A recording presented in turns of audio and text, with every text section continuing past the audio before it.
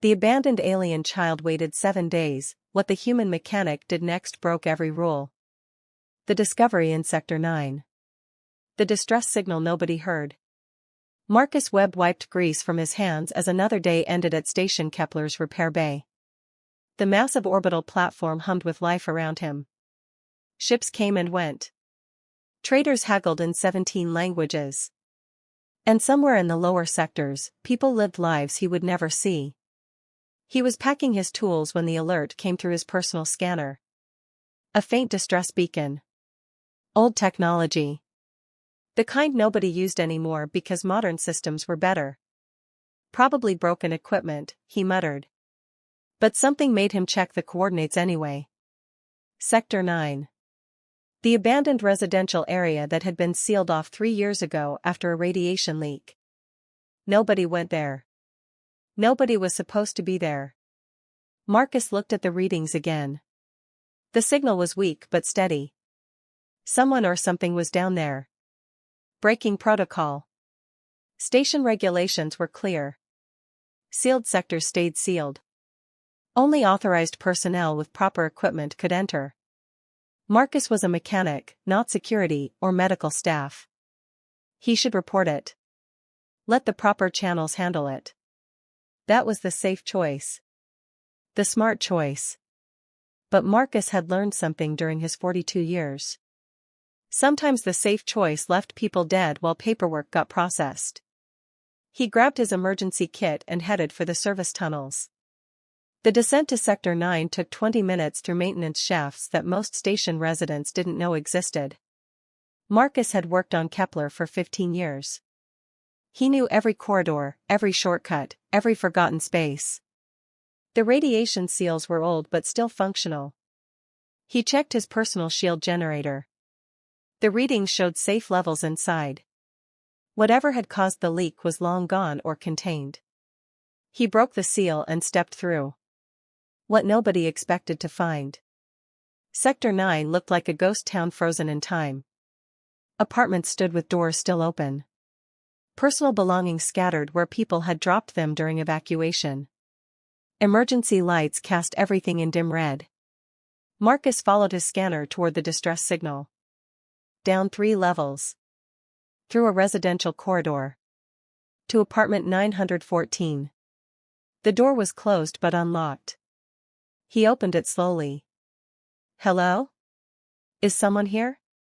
A small sound came from inside. Not quite crying. More like whimpering. Marcus entered carefully. The apartment was small. One room with a kitchenette and bathroom. Standard low-income housing. In the corner, partially hidden behind an overturned chair, was a child. She couldn't have been more than 7 or 8 years old. Her skin was pale gray with faint luminescent patterns. Her eyes were too large for her face. Multiple colors shifted across them like oil on water. She was alien. Obviously terrified. And completely alone. The child who shouldn't exist. Hey, Marcus said softly, kneeling down slowly. I'm not going to hurt you. The child pressed herself further into the corner. Her small hands clutched a worn blanket. Marcus noticed several things immediately. She was thin. Too thin. Her clothes were dirty and torn. There were marks on her arms that looked like bruises. How long have you been here? He asked gently. The child didn't answer. Just stared at him with those impossible eyes. Marcus checked his scanner. 7 days. The distress beacon had been active for 7 days. 7 days alone in an abandoned sector. 7 days without food or water that he could see. 7 days of a child waiting for someone to come. His chest tightened with anger and grief. Questions without answers. My name is Marcus, he said. What's your name? Still no response.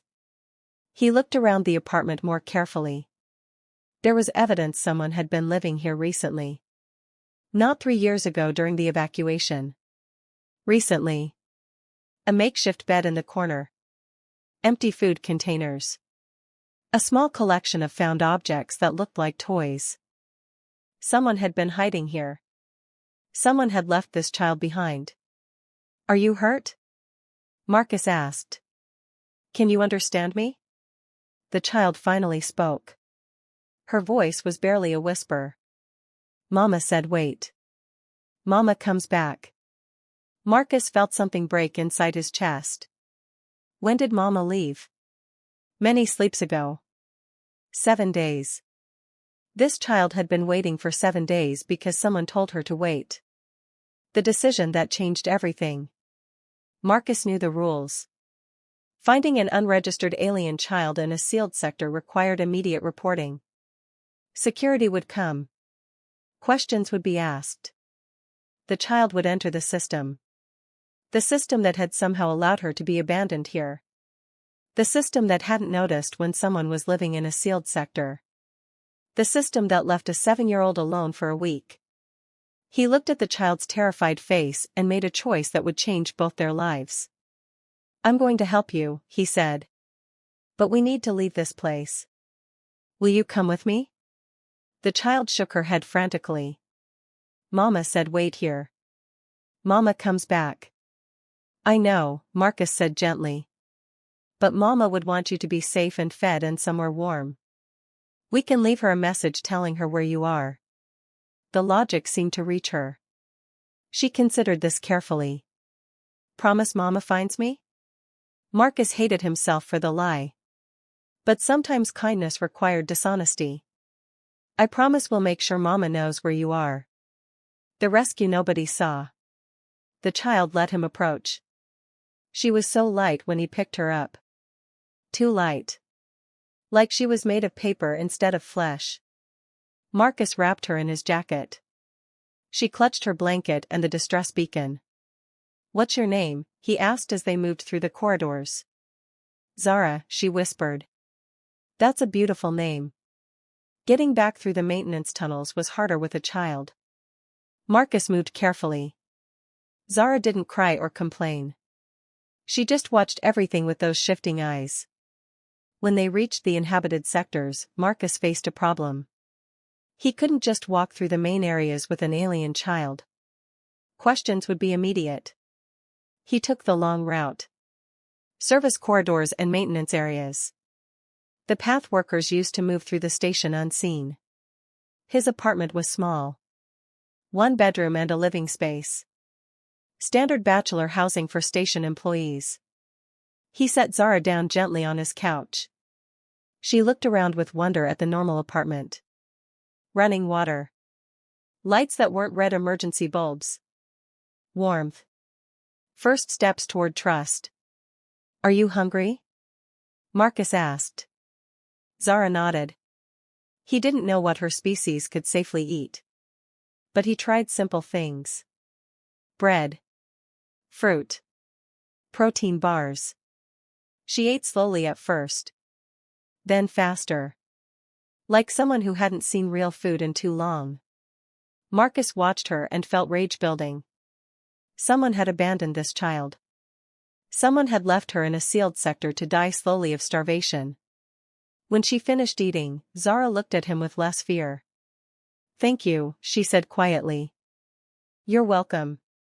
You nice human. The words were simple but carried weight. This child knew humans. Knew some were kind and some weren't. Where's your mama from? Marcus asked carefully. Far away place. Mama said we hide. Bad people looking for us. Marcus felt cold spread through his chest. This wasn't just abandonment. This was something worse. The truth begins to surface. Over the next hour, Marcus got pieces of the story. Zara's mother was a refugee. They had come to Station Kepler illegally. Someone was searching for them. Mama hid them in Sector 9 where nobody looked. Then Mama went to get supplies and never came back. Marcus checked the station news feeds. 7 days ago, an unidentified alien woman had been detained by security. She was being held for deportation. No identification. No records.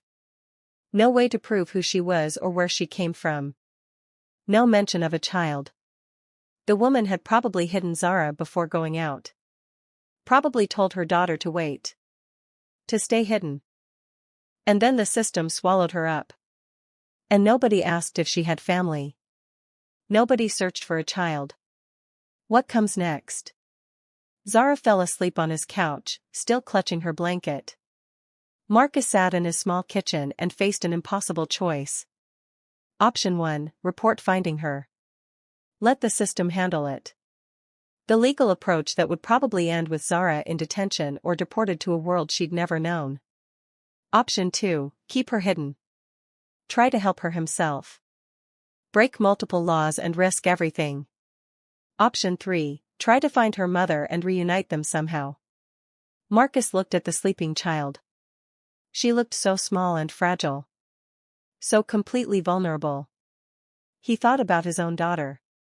Lost to him years ago when his marriage fell apart. Living on Earth with her mother. Growing up without him. He thought about chances. About moments when you could do something right even if it was technically wrong. Marcus pulled up his personal terminal and started searching. Information about refugee detention. About deportation processes. About legal representation for undocumented aliens. It was going to be complicated. Probably impossible. Definitely dangerous. But he'd already broken one rule by not reporting her immediately. Might as well break the rest while trying to actually help. A promise made. Zara woke a few hours later. She looked confused at first. Then frightened when she remembered where she was. It's okay, Marcus said softly. You're safe. Mama? I'm looking for her. I promise. Zara studied him with those incredible eyes. She was reading him somehow. Measuring his truth. You really promise? Yes, Marcus said. I really promise. And in that moment, Marcus Webb became responsible for a life he barely understood. For a child who shouldn't exist according to station records. For a promise that might be impossible to keep. But sometimes the impossible was worth attempting anyway. Outside his window, Station Kepler continued its endless rotation. Ships came and went. Life moved forward. And in one small apartment, a human mechanic and an alien child began building trust in a universe that seemed designed to break it. The fight for family. The search begins. Morning came with new problems. Marcus needed to work. He couldn't leave Zara alone. He couldn't take her with him. And he couldn't tell anyone about her. I need you to stay here today, he told her gently. Can you do that? Zara looked terrified. You leave? Like Mama? The words hit like a punch. I'm coming back. I promise. I have to work so I can help find your Mama. Promise? I promise. He showed her how to use the food synthesizer. How to lock the door. How to contact him if there was an emergency. Then he went to work feeling like the worst person alive. Building a case. During his lunch break, Marcus met with someone he'd heard about through station gossip. Elara Chen. A lawyer who specialized in immigration cases. Someone who actually cared about refugees. He told her a version of the truth. He'd heard about a detained alien woman who might have a missing child. He wanted to help. Elara studied him with sharp eyes. Why do you care? Because somebody should. She seemed to accept this. The woman's name is Kessa. Species classification, Valerian. She's scheduled for deportation in 4 days. She's been asking about a child but security thinks she's lying to delay deportation. She's not lying, Marcus said. Can you prove the child exists? This was the trap. If he admitted he had Zara, questions would follow. But without proof, Kessa would be deported and Zara would eventually be found and separated from her mother forever. What if I could? Marcus asked carefully. Elara leaned forward. Then we might have a case. Family separation violations. Improper detention procedures. Failure to investigate claims. It could delay deportation. Maybe even get her asylum status. How do we do that? You'd need to bring the child forward. Officially. With me representing both of them. Marcus felt the walls closing in. This was the moment. The choice that couldn't be unmade. The hidden life. For 3 days, Marcus lived a double life. During work hours, he was just another mechanic fixing ships and equipment. During evenings, he became a parent to a frightened alien child. Zara slowly began to trust him. She talked more. Showed him drawings she made. Asked questions about everything. "Why you help me?" she asked one evening. Marcus thought about how to explain. "Because I have a daughter too. And I wish someone had helped me when I needed it." "Where your daughter?" "Far away. On Earth." "You miss her?" "Every day." Zara was quiet for a moment. Then she climbed onto the couch next to him and leaned against his side. A gesture of comfort from a child to an adult. Marcus felt his eyes burn with unshed tears. The system's response. On the 4th day, Marcus made his decision. He contacted Alara. "I have the child." There was a long silence.